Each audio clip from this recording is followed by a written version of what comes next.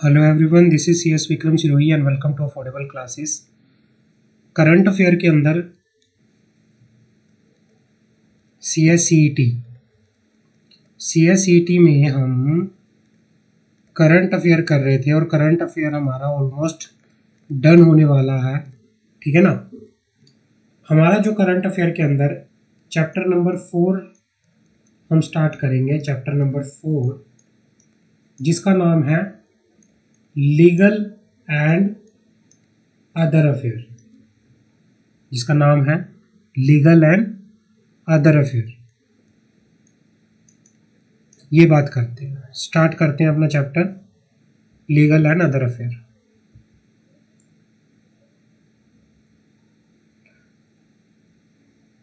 Legal and other affair के अंदर हम इसमें इंपॉर्टेंट हमारी जुडिशियल सिस्टम के बारे में बात करेंगे।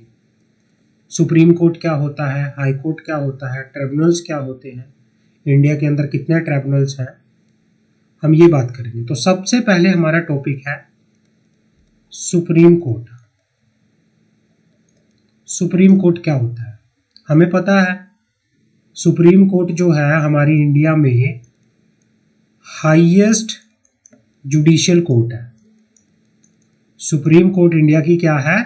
हाईएस्ट जुडिशियल कोर्ट है। ठीक है ना। और ये क्या होता है, ये फाइनल कोर्ट ऑफ अपील भी कहते हैं इसको, फाइनल कोर्ट ऑफ अपील। इससे ऊपर आप कहीं भी नहीं जा सकते। ये फाइनल क्या है? कोर्ट ऑफ अपील है। जैसे छोटे में अगर मैं डिस्ट्रिक्ट लेवल से बात करूं, अगर किसी डिस्ट्रिक्ट कोर्ट में कोई केस फाइल हुआ है,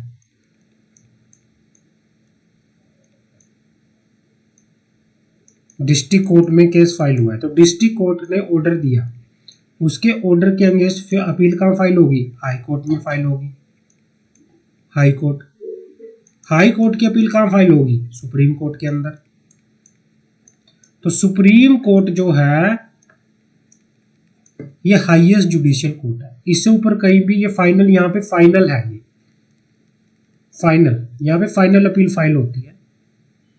हाईएस्ट कॉन्स्टिट्यूशनल कोर्ट कहते हैं इसको, जिसके पास क्या है? जुडिशियल रिव्यू करने की क्या है? पावर है। आगे बढ़ते हैं।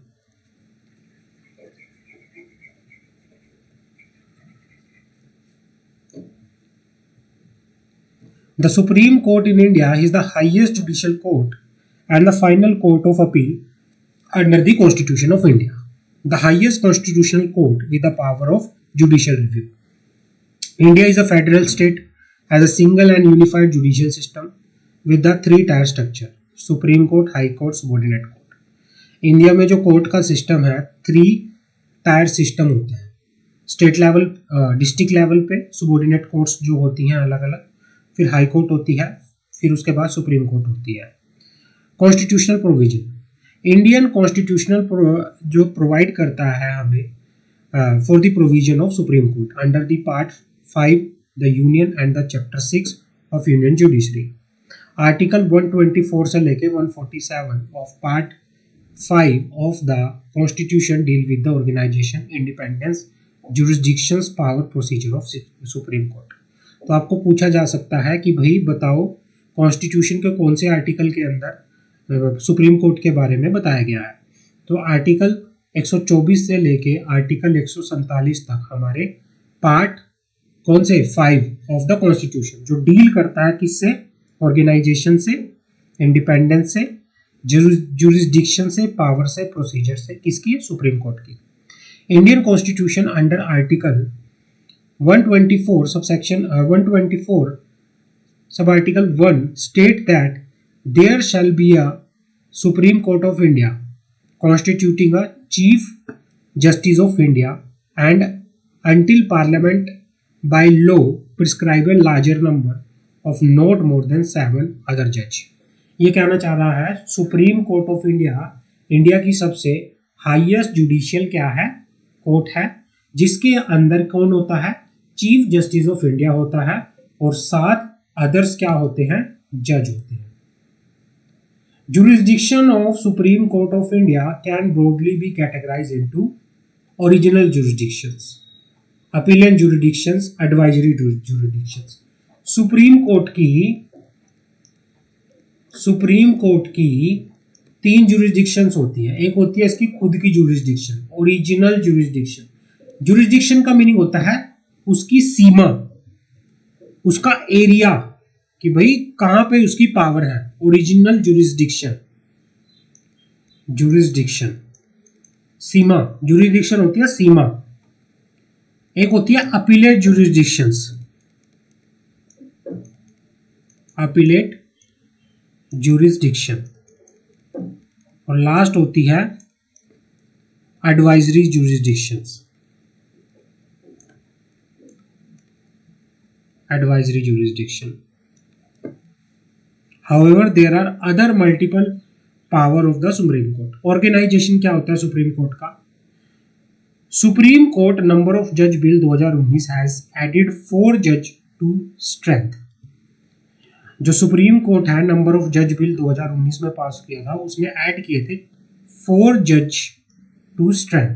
It increase the judicial strength from 31 to 34 including chief justice of India.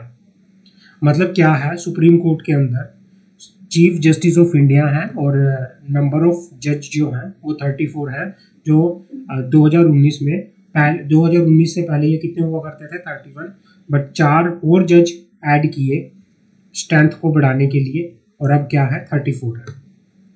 Originally the strength of the supreme court was fixed at 8, 1 chief justice and 7 other जज। अगर मैं ओरिजिनल उसकी बात करूं तो सुप्रीम कोर्ट के अंदर 1 चीफ जस्टिस ऑफ इंडिया है एंड 7 जो है अदर जज हैं।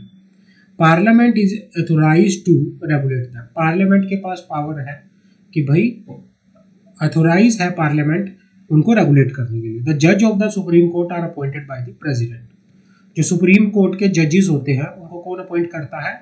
प्रेसिडेंट ऑफ इंडिया अपॉइंट करते हैं। The chief justice of India is appointed by the president after consultation with such जज of supreme court and high court has he deemed necessary.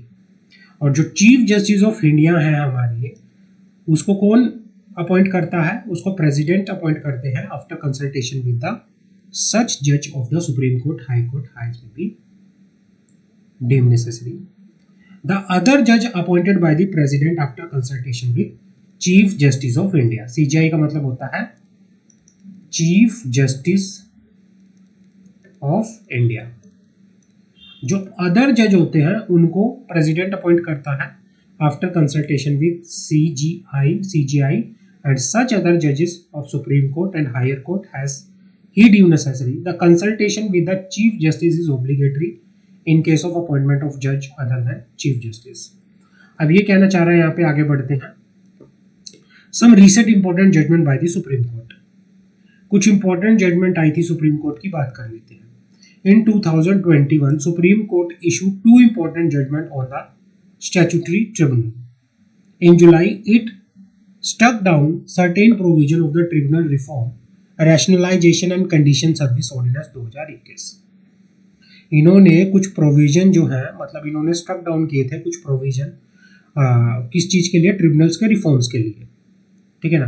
On the ground that they negatively affect the independence of tribunal. In October the court recognise the suo motu power of NCLT green tribunal has it is mandate to protect the environment is within the right of life.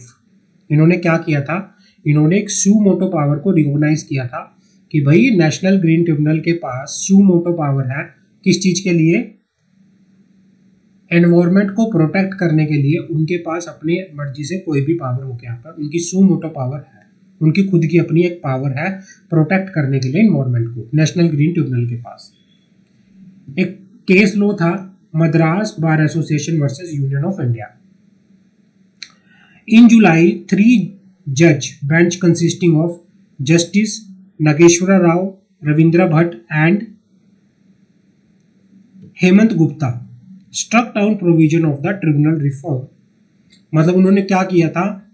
कुछ provision थे, किसके ऊपर लगते थे वो? Tribunals के ऊपर। अलग अलग ट्रिब्यूनल्स हैं हमारे, उनके ऊपर लगते थे, वो उनको क्या कर दिया था, हटा दिया था। Struck down provision of the tribunal reform, rationalisation and condition of service ordinance 2021 relating to the term of service of chairperson, vice chairperson and other member of the statutory tribunal.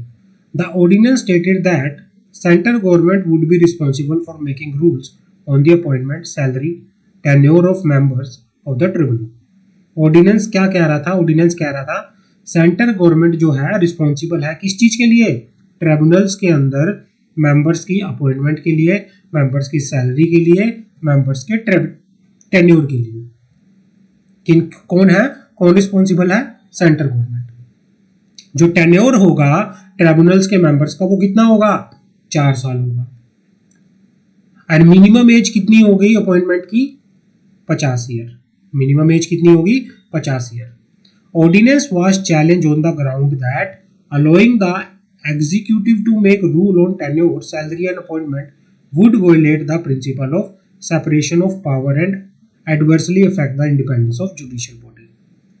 मतलब क्या किया गया, कोर्ट के अंदर इस ordinance को challenge किया गया। बोला गया कि भाई जो ये इस तरह से ये सैलरी, ये टेन्योर, अपॉइंटमेंट को डिसाइड किया जा रहा है, ठीक है ना, इससे क्या हो रहा है, जुडिशियल बॉडी की इंडिपेंडेंस अफेक्ट होकर यहाँ पर चल रही है। जुडिशियल बॉडीज की जो इंडिपेंडेंस है वो अपनी इंडिपेंडेंस से काम नहीं कर पाएंगे, उनकी इंडिपेंडेंस अफेक्ट हो रही है। Further the amendment on tenure were contrary to the Madras bar association, Madras bar association. तो फिर क्या हुआ, क्या डिसाइड किया गया, डिसाइड क्या किया गया, majority struck down the amendment on the minimum age limit on the ground that it violate Madras bar association. Gupta J dissented writing that an ordinance could not be invalidated merely on the grounds that they contradict a prior judgment of court. The court also struck down the provision that set the tenure of member to 4 years on the grounds that the security of the tenure and salary of tribunal member is the key their independence. The provision violated the principle of separation of power. तो जो ये क्या थे, जो ये provision थे किस चीज के, अपॉइंटमेंट वगैरह से रिलेटेड जो प्रोविजन थे, इनको स्ट्रक डाउन कर दिया गया था, इनको हटा दिया गया था। इनको हटा क्यों दिया गया था, इनको इसलिए हटा दिया गया था क्योंकि ये जुडिशियल बॉडी, जो ये ट्रिब्यूनल्स हैं, इनकी क्या पावर्स को अफेक्ट कर रहे थे, इनकी पावर्स को अफेक्ट कर रहे थे, तो इसीलिए इनकी पावर को हटा दिया गया था, इनकी पावर को हटा दिया गया था। तो इस तरह से ये बात हो गई थी। आगे बढ़ते हैं। दूसरा केस था municipal corporation of greater Mumbai versus Avantika Sinha. ये बात करते हैं।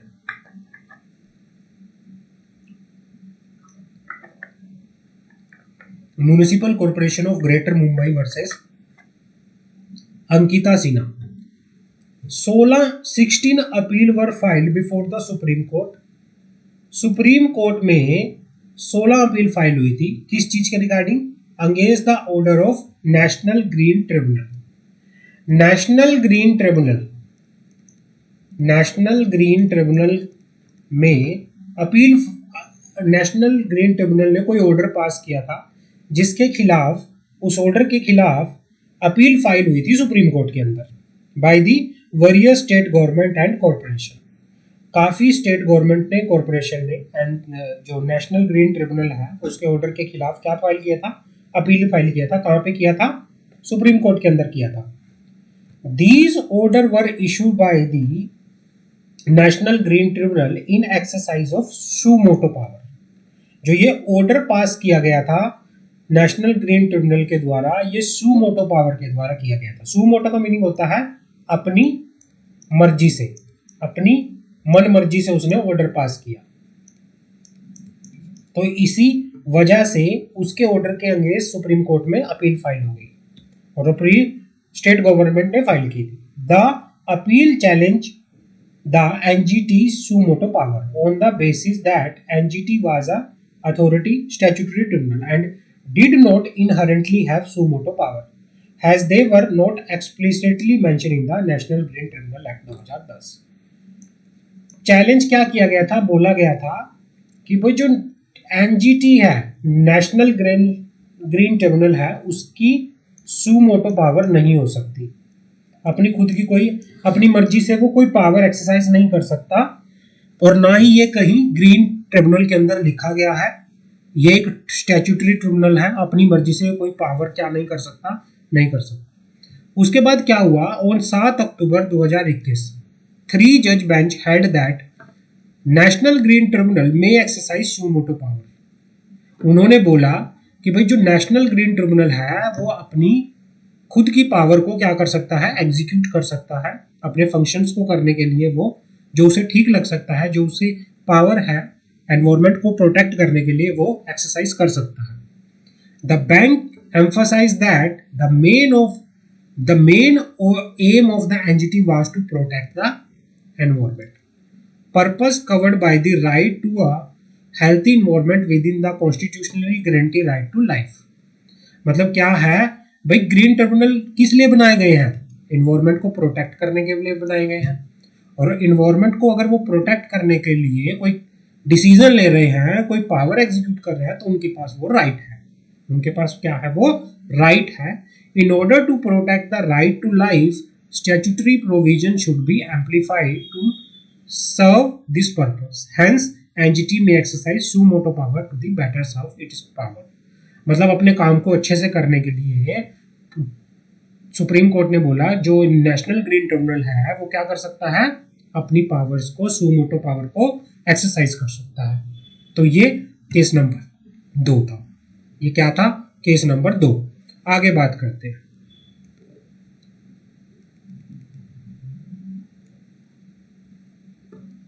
Looking ahead 2022 supreme court on special investigation body. Supreme Court on Special Investigation Body. In 2022, Supreme Court will engage with 3 important cases that deal with the independence of Special Investigation Body. 2022 के अंदर supreme court के पास कुछ cases आए हुए थे जो deal कर रहे थे किससे,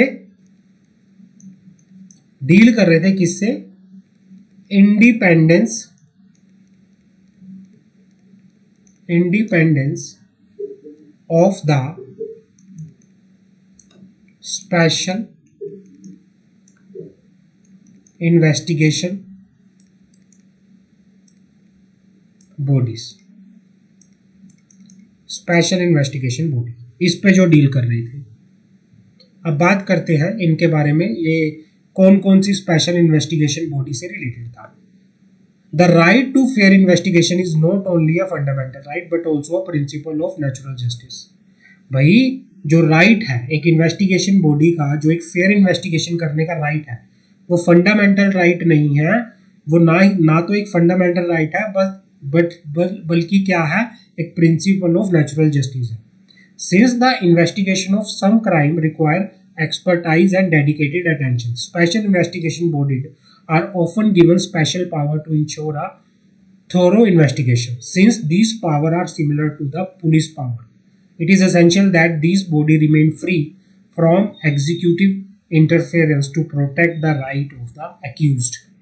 ये कहना चाह रहा है कि जो स्पेशल इन्वेस्टिगेशन बॉडी होती है उनका इन्वेस्टिगेशन करना फंडामेंटल राइट तो है, बल्कि एक principle of right natural justice भी है।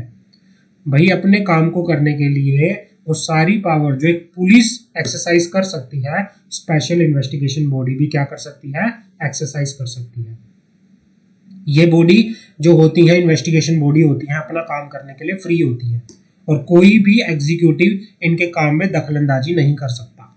तो इसी के चलते हुए केस हुए थे, बात कर लेते हैं 3 केस क्या थे, पढ़ते हैं। इन 2022 supreme court will engage with the 3 important cases concerning the independence of special investigation body, जो किससे रिलेटेड थे, स्पेशल इन्वेस्टिगेशन बॉडी से रिलेटेड थे। पहले बात कर लेते हैं केस का, power of agency investigating economic offence. मतलब वो एजेंसी जो इन्वेस्टिगेट कर रही थी कौन सा offence, economic offence. Vijay Madanlal Choudhary versus union of India. बात करते हैं specialised agencies with investigate in economic offence such as directorate of enforcement, ED, The Serious Fund Fraud Investigation Officer SFIO and the Directorate of Revenue Intelligence DRI are empowered to issue the summon, record statement, make arrest, search and seizure property despite having police power. These agencies are not bound to follow the Code of Criminal Procedure 1973. भाई ये case लो हुआ था, इस case लो में क्या बोला गया था? ये केस था विजय मदन लाल चौधरी का केस था ये वर्सेस यूनियन ऑफ इंडिया। इसमें ये बोला गया था कि जो ये स्पेशल इन्वेस्टिगेशन बॉडी होती है जैसे ईडी, SFIO, DRI, ये फुल फॉर्म दे रखी है, पढ़ लेना भाई। इनके पास सारी पावर है, इनके पास पावर है कि भाई ये समन भेज सकते हैं, लीगल नोटिस, भाई रिकॉर्ड कर सकते हैं स्टेटमेंट, किसी पर्सन को अरेस्ट कर सकते हैं, किसी भी प्रॉपर्टी को किसी भी जगह पे जाके इन्वेस्टिगेशन रेड कर सकते हैं, सर्च एंड सीजर कर सकते हैं। हालांकि इनके पास वो पुलिस वाली पावर नहीं होती, बट फिर भी ये सारी वो पावर क्या कर सकते हैं, एक्सरसाइज कर सकते हैं, और ये बाउंड नहीं होते code of criminal procedure follow करने के। They are not bound to follow the code of criminal procedure. आगे बढ़ते हैं। Group of over 200 petitioners seeking judicial intervention into the lack of procedural check and balance against the misuse of the wide power of these agencies are pending. These are likely to be heard by the Justice Khan Wilkar in January 2022. The power of the agency are often seen to be used against political opponent. In this case, the court is set to define the natural and limit of this power. मतलब क्या हुआ था कि ED ने red की, काफी news में आता है कि ईडी ने आज यहाँ रेड कर ली। ऐसी रेड्स के खिलाफ, मतलब ऐसी चीजों के खिलाफ कम से कम 200 पेटिशन फाइल हुई पड़ी थी। कहाँ पे? 200 लोगों ने मिलकर पेटिशन फाइल की थी सुप्रीम कोर्ट के अंदर कि भाई जो ये ईडी है, जो ये इन्वेस्टिगेशन एजेंसी है, ये क्या कर रही हैं, अपनी पावर का मिसयूज कर रही हैं, अपनी पावर का मिसयूज कर रही हैं। और ये जितनी भी पेटिशन थी इनको किसने सुना था? जस्टिस खान विलकर ने सुना था 2022 में। Power of the agency are often to send to be use against the political opponent. In this case the court is set to define the power.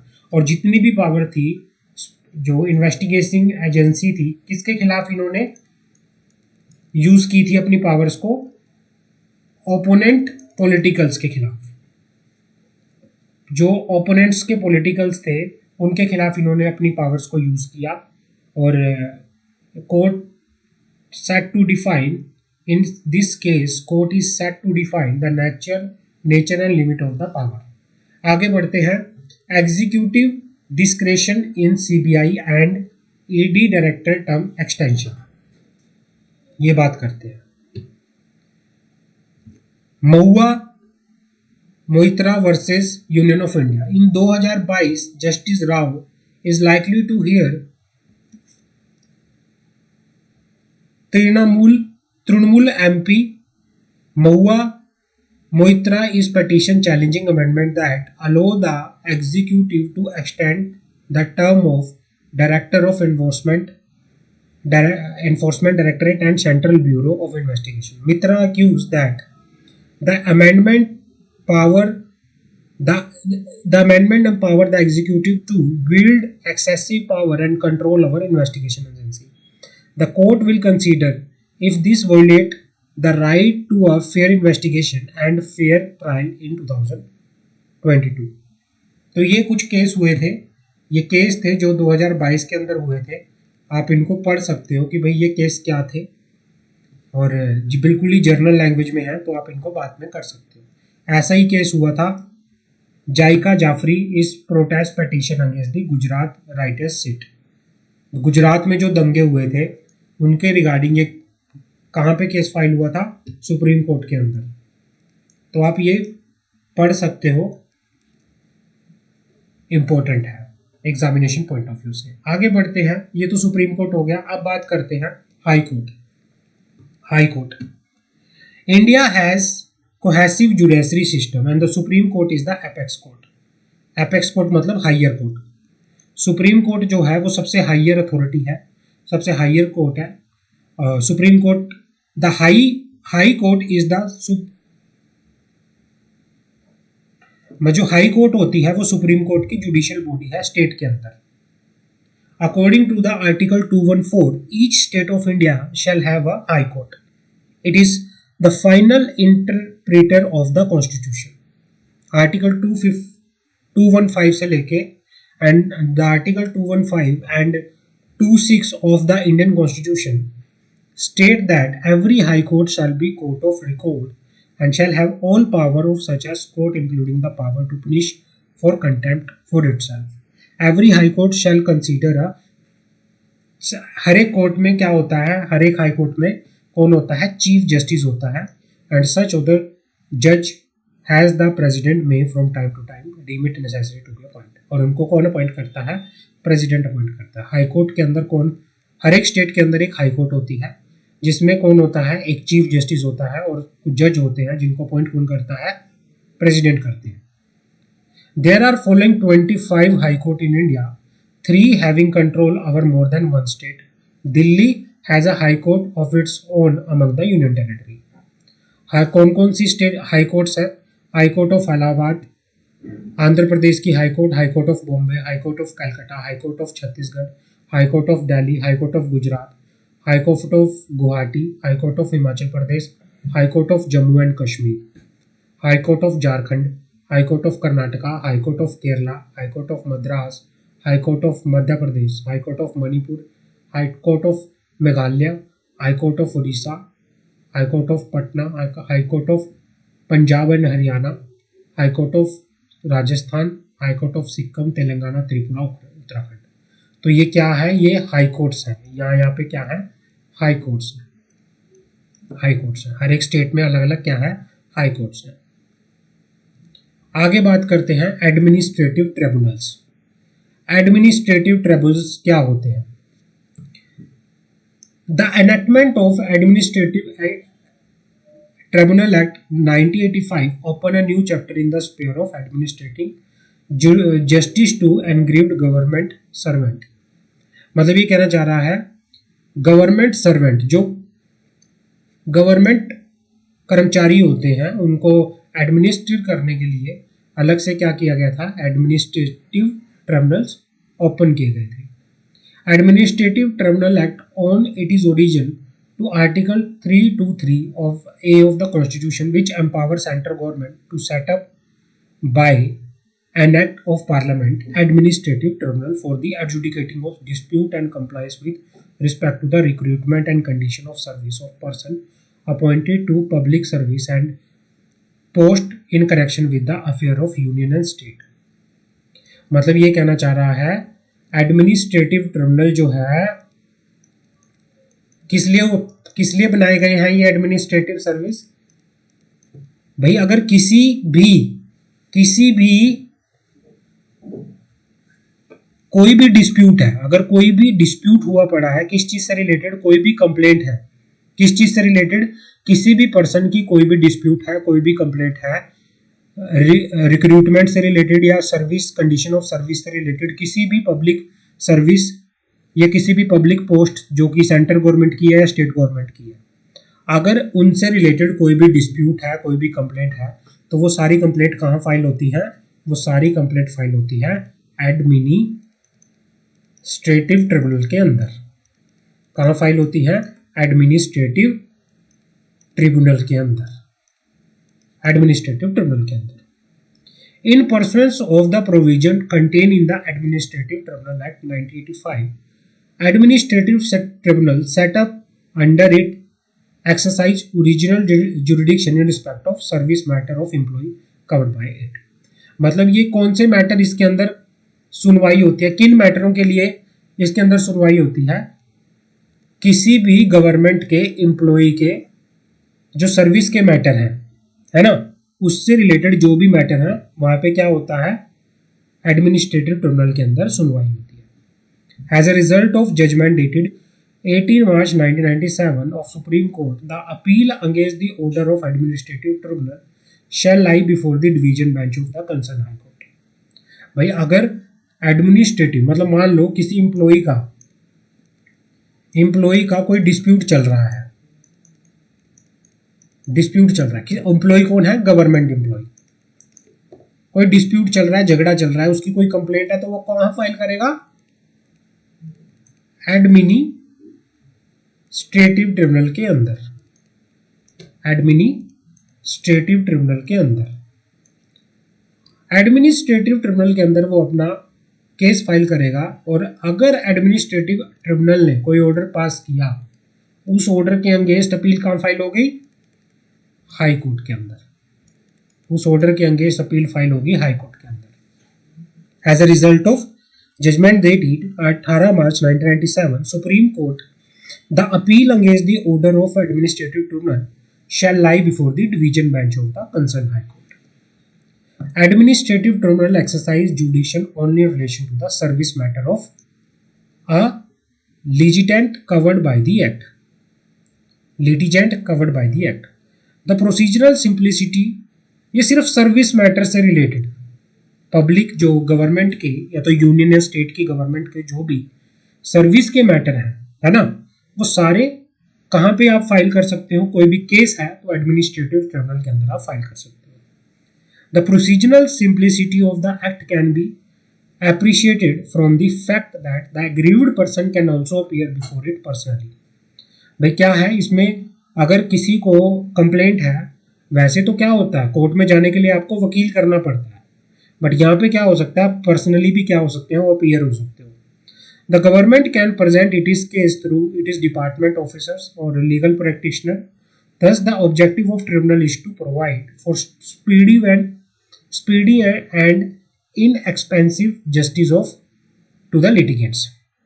ये कहना चाह रहा है गवर्नमेंट क्या है, अपने केसेस को या तो किसी अपने गवर्नमेंट के ऑफिसर के थ्रू या किसी लीगल प्रैक्टिशनर के थ्रू प्रेजेंट कर सकती है। कहाँ पे? एडमिनिस्ट्रेटिव ट्रिब्यूनल के अंदर। इन एडमिनिस्ट्रेटिव ट्रिब्यूनल को बनाने का पर्पस क्या था कि जो भी ये सर्विस के मैटर हैं, जो भी है, ये जल्दी से जल्दी क्या हो सके, रिजोल्व हो सके। Act provide for the establishment of central administrative tribunal, CAT, SAT. Act क्या कहता है कि एक सेंट्रल एडमिनिस्ट्रेटिव ट्रिब्यूनल होगा and the state administrative tribunal. The SAT was set up in 1 November 1985। Central administrative tribunal को कब अपॉइंट किया गया था, कब सेटअप किया गया था? 1 नवंबर 1985 के अंदर। There are 17 benches and 21 circuit benches in the Central Administrative Tribunal. Central administrative tribunal के अंदर 17 क्या है? बेंचेस, और 21 क्या है? सर्किट बेंचेस है। In addition to the ministries and department of central government, the government of India notify about 214 organization under section 14 subsection 2 of the Administrative Tribunal Act 1985 to bring them within the jurisdictions of Central Administrative Tribunal. 214 organisation है जो किसके under आते हैं? Central administrative tribunal के अंदर आते हैं। In addition to the central administration tribunal, principal bench is dealing with the matter of government of national capital of territory. जो प्रिंसिपल बेंच है, प्रिंसिपल बेंच जो है सेंट्रल एडमिनिस्ट्रेटिव ट्रिब्यूनल्स की, वो किससे रिलेटेड बात करती है? वो डील करती है किससे? गवर्नमेंट, जो NCR ऑफ दिल्ली की गवर्नमेंट है उससे, उसके मैटर से रिलेटेड क्या करती है? डील करती है। उससे मैटर से रिलेटेड क्या करती है? डील करती है। आगे आता है NCLT। कंपनी लॉ के जितने भी मैटर होते हैं वो सारे कहाँ फाइल होते हैं? NCLT के अंदर फाइल होते हैं। कंपनी लॉ के जितने भी मैटर होते हैं सारे के सारे NCLT के अंदर, नेशनल कंपनी लॉ ट्रिब्यूनल के अंदर फाइल होते हैं। NCLT कब बना था? NCLT बना था 1 जून 2016 में। कौन से सेक्शन के अंदर? Section 408। In the first page, ministry of corporate affairs setup 11 benches. पहले फेज में 11 बेंचेस बनी थी। एक प्रिंसिपल बेंच है न्यू दिल्ली के अंदर, 10 बेंच हैं दिल्ली के अंदर। शुरू में कहाँ पे इसकी NCLT की बेंचेस बनी थी? 11 बेंचेस बनी थी, जिसमें प्रिंसिपल बेंच कहाँ पे है? दिल्ली के अंदर है, और 10 बेंच न्यू दिल्ली, अहमदाबाद, इलाहाबाद, बेंगलुरु, चंडीगढ़, चेन्नई, गुवाहाटी, हैदराबाद, कोलकाता, मुंबई के अंदर ये बेंच बनी थी। फिर बाद में और the benches will be headed by the president and 16 judicial member and 9 technical member at different location. जो भाई क्या है, जो बेंचेस हैं, बेंचेस को हेड कौन करता है? प्रेसिडेंट, 16 जुडिशियल मेंबर और 9 टेक्निकल मेंबर। आगे बात करते हैं national company law appellate tribunal. National company law appellate tribunal कब बना था? 1 जून 2016 में बना था भाई।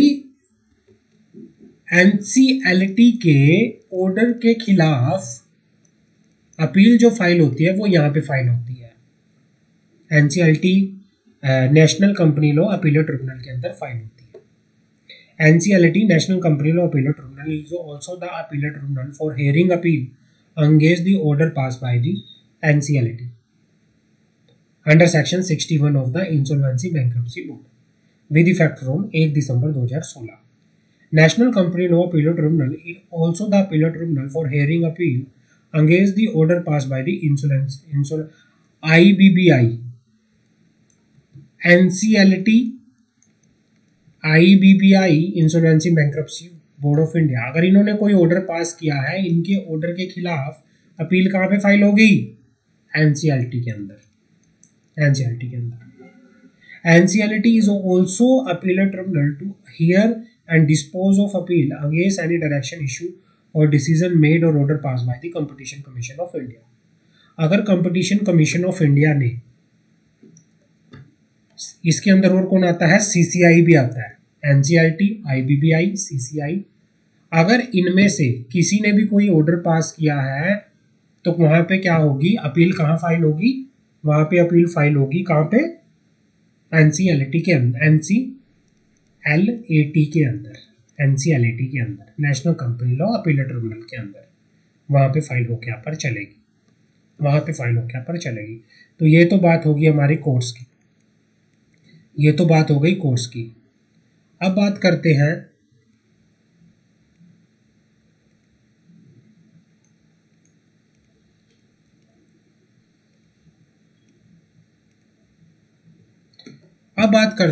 Current affair related to ICI, current affair related to ICSI, company secretaries of India, the institute of company secretaries of India. हमारे ICSI के बारे में बात करते हैं, institute of company secretaries of India. The ICSI एक प्रोफेशनल बॉडी है, एक रिकॉग्नाइज्ड प्रोफेशनल बॉडी है, रिकॉग्नाइज्ड प्रोफेशनल बॉडी है। आईसीएसआई जो है रिकॉग्नाइज्ड प्रोफेशनल बॉडी है जो रेगुलेट करती है किनको? रेगुलेट करती है कंपनी सेक्रेटरीज को, कंपनी सेक्रेटरीज को।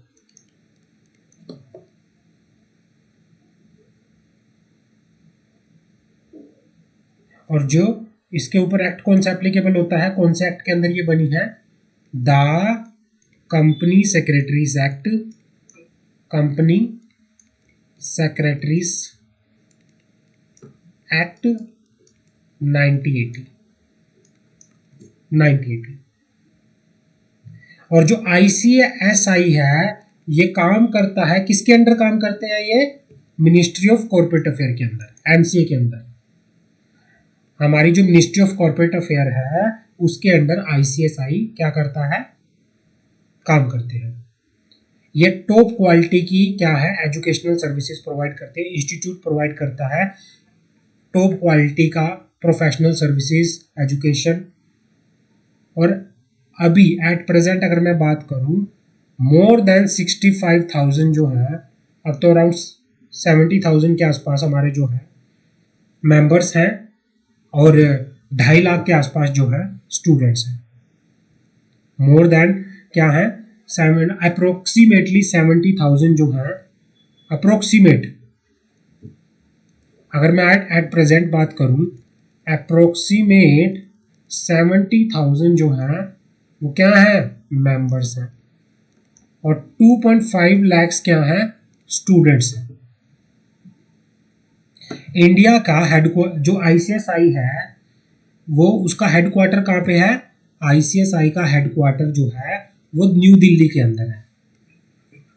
इस आईसीएसआई का एक हेडक्वार्टर है जो कहाँ पे है, न्यू दिल्ली के अंदर। आईसीएसआई हेडक्वार्टर कहाँ है, न्यू दिल्ली के अंदर। रीजनल ऑफिस कहाँ है, इस आईसीएसआई के 4 जो है रीजनल ऑफिस है, 4 जो है रीजनल ऑफिस है। और वो रीजनल ऑफिस कहाँ कहाँ पे है, न्यू दिल्ली, न्यू दिल्ली, कोलकाता, चेन्नई, मुंबई। 4 जगह क्या है, इनके ऑफिस है, 4 जगह इनके क्या है, ऑफिस है। तो ये बात हो गई आईसीएसआई के बारे में।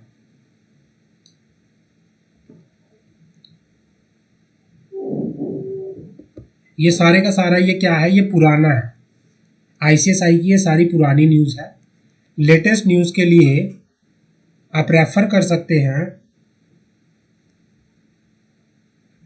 आपको ये पता होना चाहिए हमारा करंट अभी जो है प्रेसिडेंट कौन है। आईसीएसआई के करंट प्रेसिडेंट जो है सीएस मनीष गुप्ता है, CS Manish Gupta, president of ICSI. ये आपको पता होना चाहिए। और ये जो सारी की सारी है ये पुरानी न्यूज़ है, ये पुरानी न्यूज़ है, ये एग्ज़ाम में आएगा नहीं, ये पुरानी न्यूज़ है। तो आप इसको छोड़ो। आप क्या कर सकते हो, आप अगर आपको ज़्यादा पढ़ना है तो ये वेबसाइट आप रेफर कर सकते हो। यहाँ से आपको क्या मिल जाएगा, यहाँ से आपको सारी न्यूज़, लेटेस्ट न्यूज़ के लिए आप आईसीएसआई के वेबसाइट पे जाके पढ़ सकते हो। लेटेस्ट न्यूज़ जो अभी अभी हुई है हाल फिलहाल में, वहाँ आईसीएसआई की वेबसाइट पे जाके आपको लेटेस्ट न्यूज़ मिल जाएंगी। आपको आईसीएसआई की वेबसाइट पे जाके लेटेस्ट न्यूज़ मिल जाएगी, लेटेस्ट न्यूज़ वहाँ पे जाके आपको मिल जाएगी। थोड़ा सा पोर्शन हमारा रह गया है, इसको हम कल की क्लास में फिनिश कर देंगे। और यहाँ पे हमारा जो ऑलमोस्ट जो है करंट अफेयर ख़त्म हो जाएगा। Thank you so much.